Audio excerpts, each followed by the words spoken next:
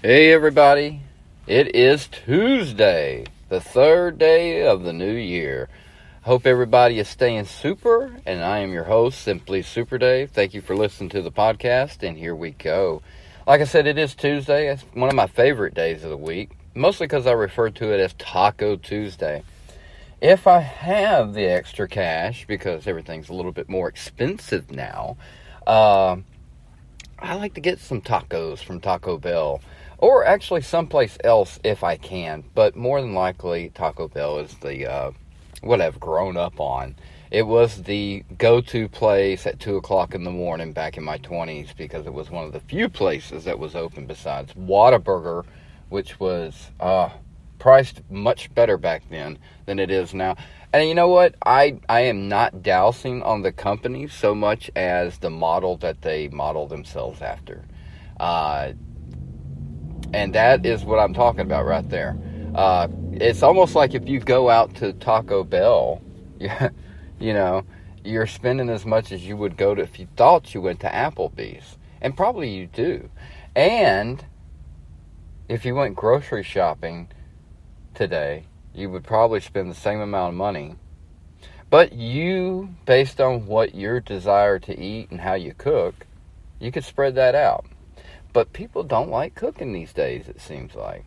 I get it. I totally get it. If I could get takeout for the rest of my life, I would. But life just doesn't work that way, does it? But anyway, on days like Taco Tuesday, I try to make the special effort to get some tacos from Taco Bell. Just for the savory factor that they're taco... It's Taco Tuesday. It's just... I like that. So... really picked that up through streaming last year, and I thought that was a pretty good habit to have. Big shout out to Rude Boy Mitch. If you ever get a chance, check out his stream on Twitch. If you ever come up against him in a match, more than likely he's going to tell you to go sit down. And he will. Great player, plays PUBG a lot, so if you're a PUBG fan, definitely check him out. I definitely love promoting other people. That is one of my favorite things to do. I think if you promote people, then you don't have to chase the dollar. Does that make sense? If I was in charge of rules and regulations in this country, I would stick my nose out of it unless there is some, like monopolies. I don't think one company should buy up everybody. I don't think a company should be forced to sell or be put out of business. Just because of how suppliers work with contracts with companies for cheaper product. It's all about the dollar, and it's all putting other people out of business, and it consolidates down to certain people instead of vast majorities. And like I said, I love diversity, and I do not like monopolies. And so I think that's the only time that government needs to step in with business. Other than that, unfortunately, we haven't went that direction. We just totally put them basically in, Well, as we figured out, like I said, when you get down to those monopolies, they become so powerful. And you have a lot of money, you can do anything you want. And these corporations have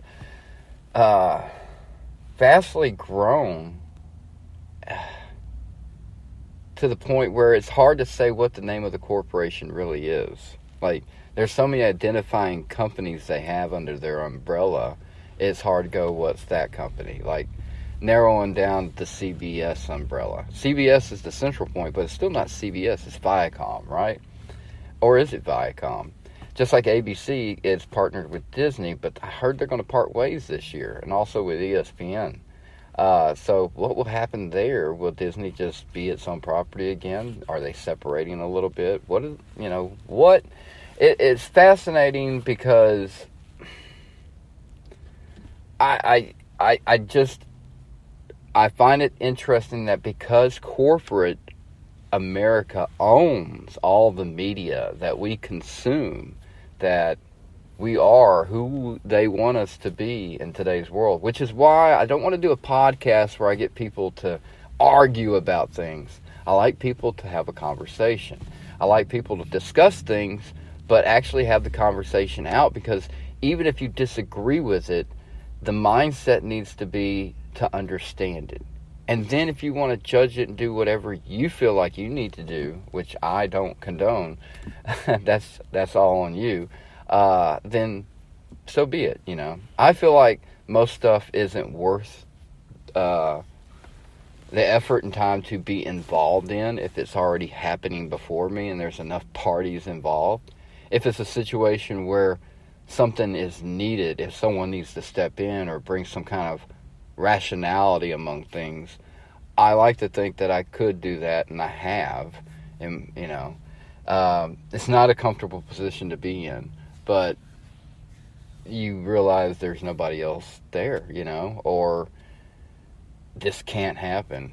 This just can't happen. This is wrong. This is just wrong. Or it's gone too far. Most of the time it's when something's gone too far and you got to step in and say something. And depending on who it's happening between, again, this is where that racial profile comes in.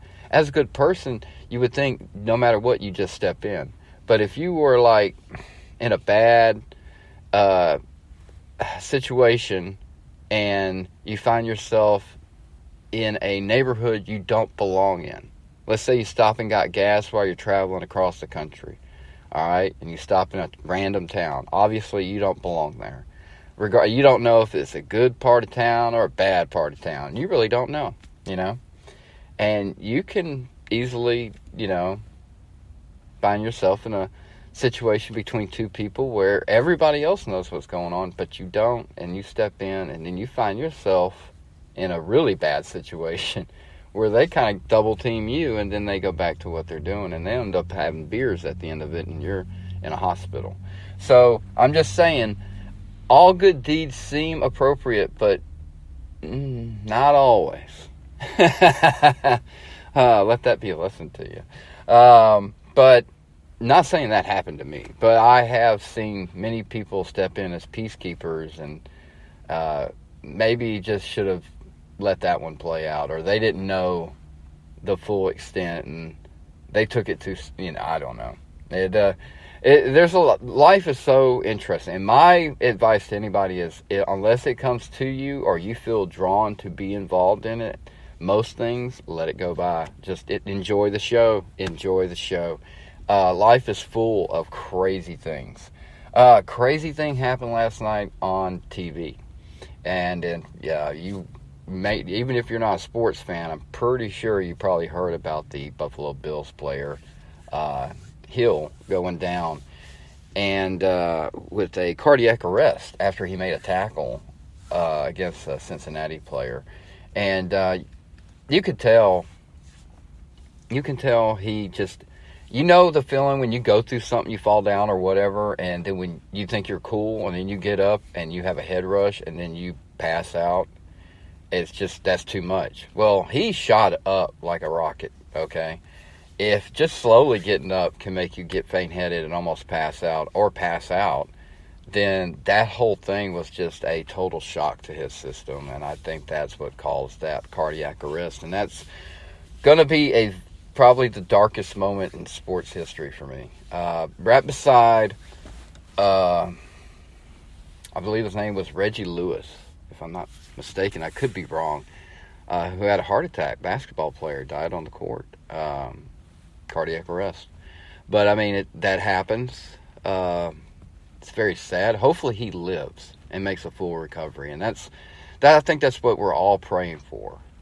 You know, and if he does that, that would be an amazing moment and stuff, and maybe we can recover from that or whatever. But if things do go south and we lose this talented young man who had a whole life ahead of him, then from playing just a one-hit in football, all I gotta say is it's going to change that sport forever.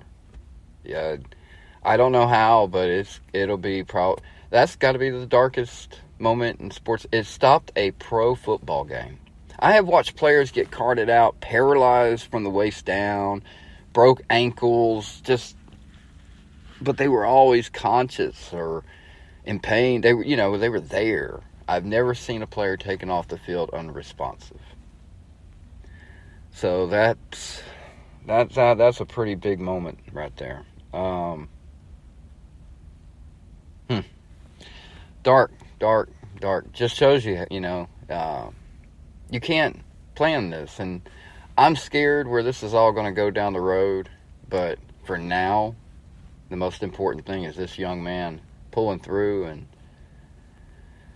hearing from him soon. That would be great.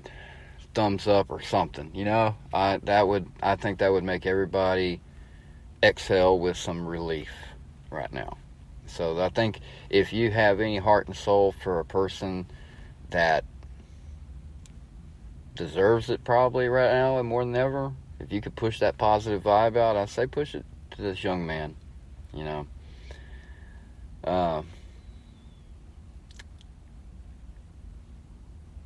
It's just rough stuff.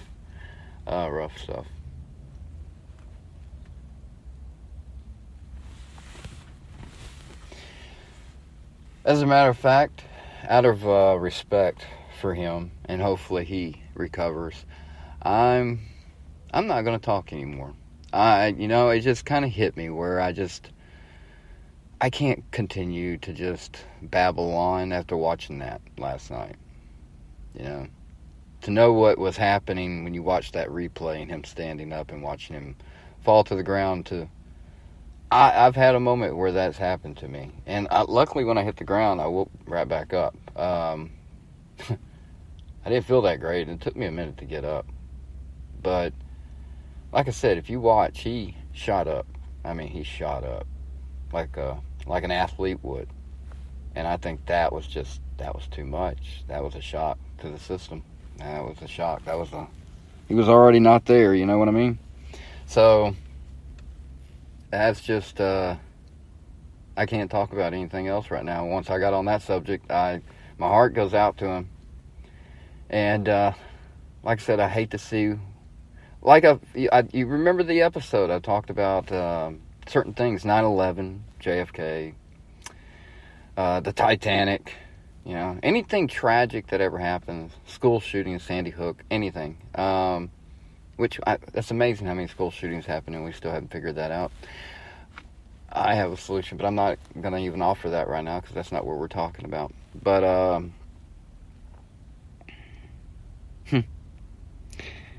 people usually take tragic situations and use them for whatever agenda they have. And I hate seeing this situation. Like I said, hopefully he makes a full recovery and he can speak for himself. But if he passes away, that's going to be very sad, and I hate that. I hate that part of the way the world works, especially because it's like it's being used like it was someone out there is secretly celebrating this, and that sickens me. And but they can't show it yet, but they will. Just keep that in mind.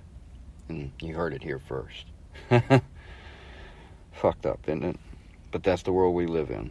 So for your Taco Tuesday,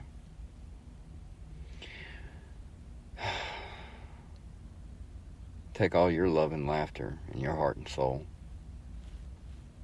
Close your eyes and just push it where it's needed.